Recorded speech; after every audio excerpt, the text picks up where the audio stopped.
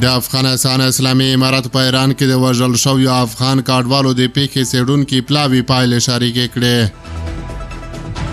سلامونه ستړي مشئ، وخت مو په خیر. پام وکړئ د ایران ټي وي یوټیوب چینل څخه تازه او مهم خبر ته.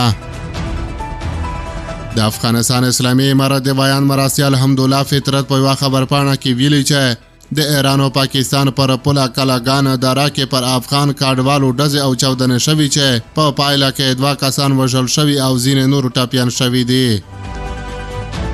ښاغلي فطرت ویلي چې د وژل شویو ترڅنګ 40 کسان چې د پیښې عیني شاهدان وو هېواد ته رالیږدولي دي. په اعلامیه کې راغلي دي چې د پیښې په اړه د ټاکل شوي پلاوي څېړنې لا هم نه دي بشپړې شوې. د افغانستان اسلامي امارت مراسي البیان ښاغلي حمدالله فطرت لیکلي د ایران او پاکستان پر پوله د یو شمېر هیوادوالو د مرګ ژوبلې د راپورونو په اړه د ټاکل شوي هیات موندنې. د افغانستان اسلامي امارت د ریاست الوزرا محترم مقام له لوري څو ورځې وړاندې د ایران او پاکستان پر پوله د یو شمېر هیوادوالو د مرګ ژوبلې د راپورونو په اړه د پلاټونو په موخه هیات وټاکل شو. هیئت د کورنیو چارو وزارت امنیتي مراسیال محترم ملا محمد ابراهیم صدر صاحب په مشرۍ چې د ملي دفاع، بهرنیو چارو او سرحدونو او قبایلو چارو وزارتونو او د استخباراتو لوی ریاست استازو یې ملتیا کوله کار پیل کړ.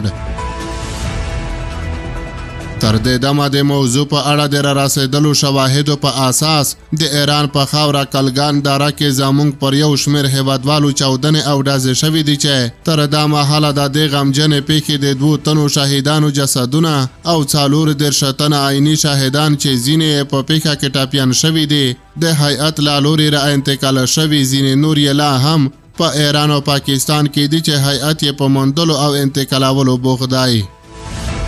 دا پیښې پوره تحقیقات لا هم نه دي بشپړ شوي او هیئت په دې اړه کار کوي. وروستي جزئیات به د څېړنو له پای ته رسېدو وروسته بیا خپاره شي.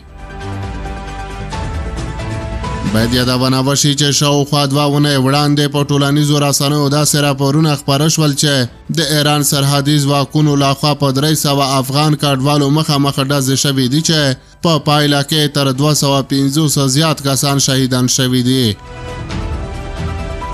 که څه هم دغه پیښې په کور دننه او بهر توند غبرګونونه راوپارول، خو د افغانستان اسلامي امارت ویان ذبیح الله مجاهد رسنیو ته وویل چې دوی په دې اړه د پیښې پلاټنې کوي او له موندنو وروسته به خپل دریځ اعلان کړي.